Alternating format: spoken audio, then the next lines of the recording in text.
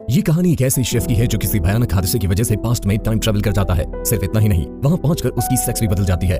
क्या वो अपने टाइम में वापस आया या फिर उसी समय में फंस कर रह गया? चलिए जानते हैं। फिल्म शुरू होती है और हम बॉन्ग को देखते हैं जो खाना पकाने में माहिर है। बॉन्ग ब्लू हाउस में सबसे कम उम्र शेफ है। ब्लू हाउस साउथ कोरिया के प्राइम मिनिस्टर का घर है। एक दिन बॉन्ग को बताया जाता है कि चीनी एम्बेसडर को खाने पे बुलाया गया है और उसे मछली में कांटा बिल्कुल पसंद नहीं है। इसीलिए बॉन्ग को कहा जाता है कि वो एक मजेदार से डिश तैयार करे जिसमें कांटा न हो। बॉन्ग डिश तैयार करने में लग जाता है। खाना तैयार हो जाता है और एम्बेसडर को पेश किया जाता है। लेकिन अफसोस की बात यह है कि जैसे ही एक चीज मछली को काटता है तो उसमें से एक हुक नजर आता है। ये देखकर एम्बेसडर गुस्से में आ जाता है और बॉन्ग को पकड़ने के लिए गार्ड्स भेजता है। अगले सीन में कुछ पुलिस ऑफिसर इन्वेस्टिगेशन करने के लिए बॉन्ग के अपार्टमेंट पहुंचते हैं और उसका दरवाजा खटखटाते हैं। बॉन्ग को अंदाजा हो जाता है कि वो मुश्किल में है, इसीलिए वो भागने की कोशिश करता है, लेकिन पुलिस वाले उसे पकड़ने की पूरी कोशिश करते हैं। इसी लड़ाई में बॉन्ग का हाथ छूट जाता है और वो स्विमिंग पूल में जा गिरता है और उसका सर नीचे ग्राउंड से टकरा जाता है। लेकिन किसी वजह से वो पानी में डूबता रहता है और तभी एक औरत उसकी तरफ तैरती हुई आती है और उसे किस करती है। जब बॉन्ग जागता है तो वो खुद को एक अजीब से कमरे में पाता है। बॉन्ग को लगता है कि कुछ तो गड़बड़ है, इसलिए वो भागकर शीशे की तरफ जाता है, लेकिन अपना चेहरा देखकर हैरान हो जाता है और उसे पता चलता है कि वो लड़की बन गया है। बॉन्ग सोचता है कि शायद वो ख्वाब देख रहा है। ये जानने के लिए वो कमरे से बाहर निकल जाता है। बाहर आकर वो देखता है कि बहुत सी लड़कियां अपने आका के इंतजार के लिए झुकी हुई हैं।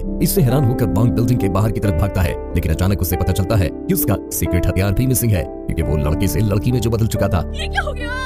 खैर, ये देखकर बॉन्ग खौफजदा हो जाता है और उसे लगता है कि उसका कोई सेक्स चेंज ऑपरेशन हुआ है। लेकिन बॉन्ग को बाद में पता चलता है कि उसने पास्ट में टाइम ट्रेवल किया है और ये सुनकर उसे बहुत दुख होता है। अगले दिन बॉन्ग उठता है और उसे एक नौकरानी से पता चलता है कि अब वो 1851 में जोजुन नामी खानदान में है और अब वो किम सोयांग नाम की लड़की के शरीर में रहता है। बॉन्ग को पता चलता है कि किम सोयांग की शादी किंग चॉलसोंग से होने वाली है और इसके बाद वो मलिका बन जाएगी। नौकरानी ये भी बताती है कि वो उन्हें झील पे तैरती हुई मिली थी। गार्ड्स उसे बहल में ले आए। ये सुनकर बॉन्ग को लगता है कि उसकी और किम योंग की रूहें बदल गई होंगी और घर वापसी झील के जरिए ही हो सकती है। वो अगले दिन नौकरानी को झील की तरफ ले जाता है, ये सोचकर कि वो इस झील में छलांग लगाकर अपनी दुनिया में वापस चला जाएगा। और जैसे ही वो प्रेजेंट में जाने के लिए छलांग लगाती है तो बदकिस्मती से वो कीचड़ में जा गिरती है और वहाँ उसे पता चलता है कि जब से वो इस झील में गिरी थी तो मलिका ने बहल के नौकरों को हुक्म दिया था कि रातों रात झील को बंद कर दिया जाए ताकि कोई और इसमें न जा गिरे। ये सुनकर बॉन्ग मायूस हो जाता है, लेकिन बॉन्ग को लगता है कि पानी ही वापस प्रेजेंट में जाने का हल है और उसे लगता है कि वो किसी भी पानी में डूबकर वापस जा सकता है। और तो और वो पानी के बर्तन में भी अपना सर डालता है जो फर्श साफ करने के लिए रखा गया था, लेकिन उसकी तमाम कोशिशें नाकाम साबित होती हैं।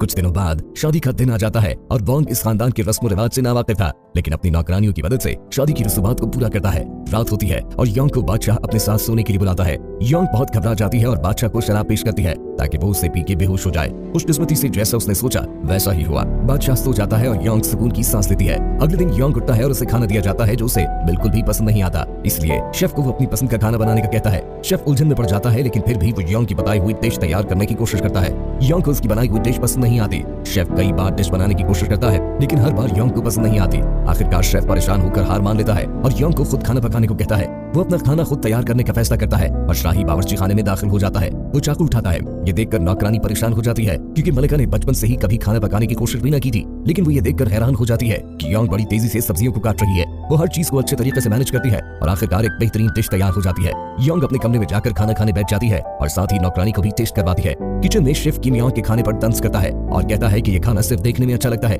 लेकिन खाने में अच्छा नहीं होगा। शेफ बच जाने वाले खाने को जैसे ही चखता है तो उसे वो खाना बहुत ही पसंद आता है। इसके बाद योंग को एक ख्याल आता है कि वो अपना खाना पकाने की महारत से मलिका का दिल जीत सकती है और उससे दोबारा झील को चलाने पर भी राजी कर सकती है। योंग दोबारा किचन में वापस आती है, लेकिन शाही शेफ उसे खाने को हाथ भी नहीं लगाने देता। इसलिए वो उसे चैलेंज करता है कि सबसे तेज खाना कौन तैयार करता है। पहले तो वो शेफ इनकार कर देता है, लेकिन जब योंग उसे चढ़ाता है तो वो चैलेंज एक्सेप्ट कर लेता है। एक सर्वेंट बेल बजाता है और मुकाबला शुरू हो जाता है। शेफ चाकू लेता है और गाजरों का एक गुच्छा काटता है, जबकि मलिका तेजी से कुछ खीरे काट देती है। कुछ देर तक खाना पकाने के बाद योंग की डिश तैयार हो जाती है और वो सबसे पहले घंटी बजाती है और इस तरह मुकाबला भी जीत लेती है। जिस पर शेफ कहता है कि रफ्तार अहम नहीं है, बल्कि खाने में जायका भी होना चाहिए। लेकिन योंग को अपने आप पर एतमाद होता है और वो शाही इंस्पेक्टर से दोनों खाने चखने को कहता है। शाही इंस्पेक्टर योंग के खाने को बेहतर डिश करार देता है और उसे किचन की जिम्मेदारी भी संभालने को कहता है।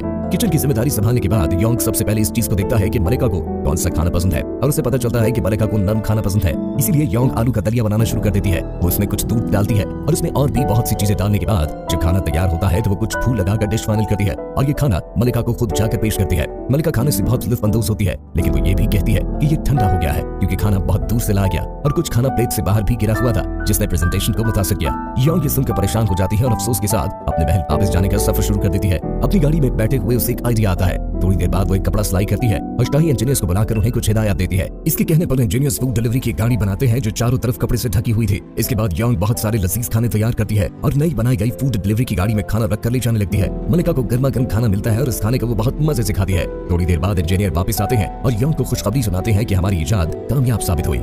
कुछ दिनों बाद बादशाह एक बहुत बड़ी दावत का एहतमाम करता है और मुल्क भर के मेहमानों को बुलाता है, लेकिन बदकिस्मती से सब खाना पकाने वाले बीमार हो जाते हैं और शाही बावर्ची खाने में अमले की कमी हो जाती है। यांग उन सब की मदद करने का फैसला करती है। वो किचन में जाकर देखती है कि खाने पीने की चीजें न होने के बराबर है। बहुत कम चीजों के होते हुए यांग सोचती है कि उसे कुछ अलग करना होगा। यांग नौकरानियों के साथ आलू की मुनफरिद डिश तैयार करती है। वो आलू को छील कर छड़ी के गिर्द लपेट देती है और उसे कढ़ाई में फ्राई करती है, जिससे वो कुरकुरे और करारे हो जाते हैं। मेहमान पहली डिश देखकर मायूस हो जाते हैं क्योंकि वो शाही खाने में कुछ और की तवक्को कर रहे थे, लेकिन जैसे ही वो चखते हैं तो वो हैरान हो जाते हैं। यांग की दूसरी डिश ज्यादा काम करने वाली थी क्योंकि किचन में गोश्त नहीं था, इसीलिए वो कुछ फलियों का इस्तेमाल करके बर्गर बनाने की कोशिश करती है।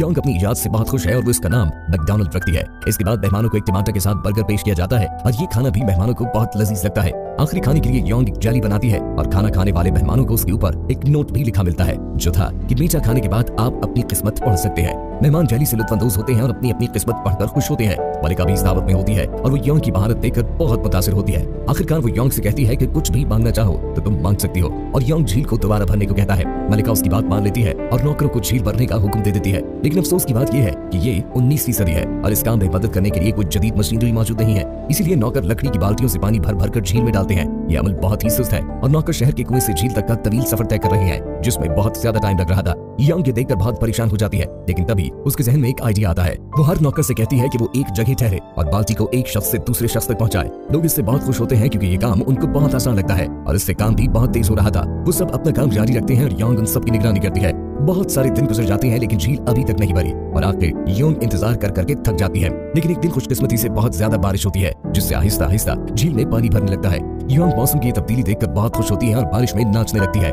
चंद घंटों बाद झील भर जाती है और यांग झील के किनारे पे जाता है और अपना पत्थर पर नाम लिखता है, जिसके बाद वो झील में छलांग लगा देता है और पानी के अंदर डूबने लगता है, बिल्कुल इसी तरह जैसे इसके साथ फिल्म के आगाज में हुआ था। लेकिन उसी वक्त वो खुद को अस्पताल में पाता है और ये सब देखकर हैरान रह जाता है। तभी वो देखता है कि एक अफसर उसके सामने सोया हुआ है। बॉन्ड चुपके से उसका फोन चलाने की कोशिश करता है, लेकिन वो अफसर जाग जाता है।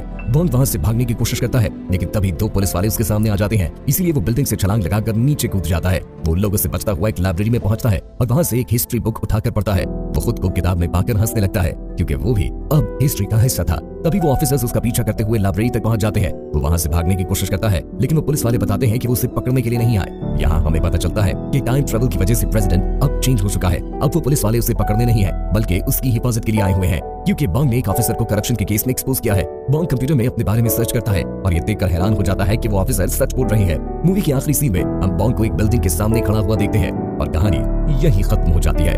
अगर आपको इस मूवी की एक्सप्लेनेशन अच्छी लगी है तो हमारे चैनल को सब्सक्राइब करें।